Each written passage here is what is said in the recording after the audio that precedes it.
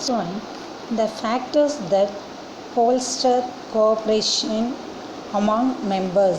அதாவது உறுப்பு நாடுகளுக்கிடையே ஒத்துழைப்பை அதிகரிக்கக்கூடிய காரணிகள் என்னென்ன அப்படின்னு பார்த்தீங்கன்னா, first, the common need among developing countries to construct an economic order that reflect the current situation will drive the BRICS efforts.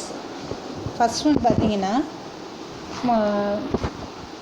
தற்போதைய சூழ்நிலையில் வளர்ந்து வரும் நாடுகளுடைய பொருளாதார முன்னேற்றத்தில் வளர்ச்சி கொண்டுட்டு வந்தோம் அப்படின்னா அதோடைய எதிரொலிப்பு எப்படி இருக்கும் அப்படின்னு பார்த்தீங்கன்னா ஒரு லாபகரமானதாக இருக்கும் அப்படின்னு சொல்கிறாங்க.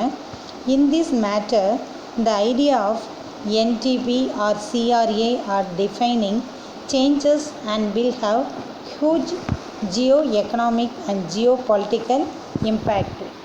அதாவது என்டிபி அப்படின்னா நியூ டெவலப்மெண்ட் பேங்க்கும், சிஆர்பி அப்படின்னா ரிசர்வ், அதாவது கண்டென்ஜென்ட் ரிசர்வ் அரேஞ்ச்மெண்ட்.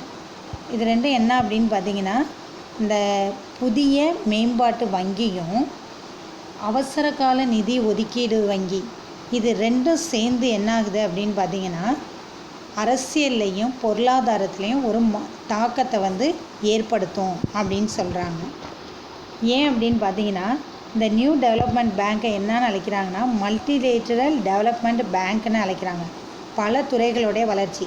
அப்போ இந்த நாடு பல துறைகளை வளர்ச்சியும் அவசர காலத்தில் நிதி ஒதுக்கீடு செய்கிறதுக்கான ஒரு போல்ட்னஸ்ஸும் இவங்கக்கிட்ட வந்துச்சு அப்படின்னு பார்த்தா அப்போ இவங்களுக்குள்ளார என்னாகும், பொருளாதாரத்தில் முன்னேற்றம் அடைஞ்சிருவாங்க. இதை பார்த்து அவங்கள அரசியலையும் சில மாற்றங்களையும் ஏற்படுத்துவதற்கு காரணமாக இருக்கும்.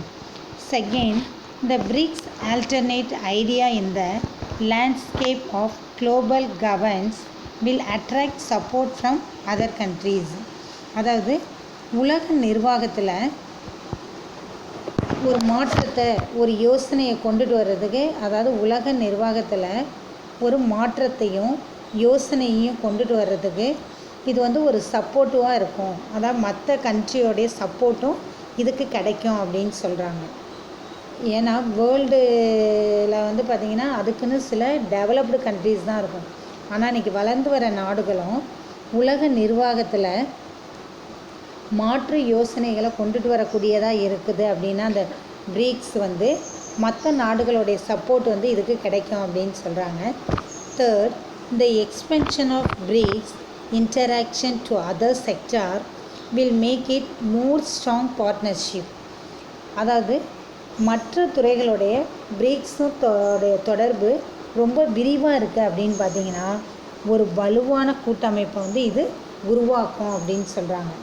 அதாவது மற்ற துறைகளோட பிரிக்ஸோடைய தொடர்பு ரொம்ப விரிவாக இருந்துச்சு அப்படின்னா இது மேலும் ஒரு வலுவான கூட்டமைப்பை உருவாக்கும்.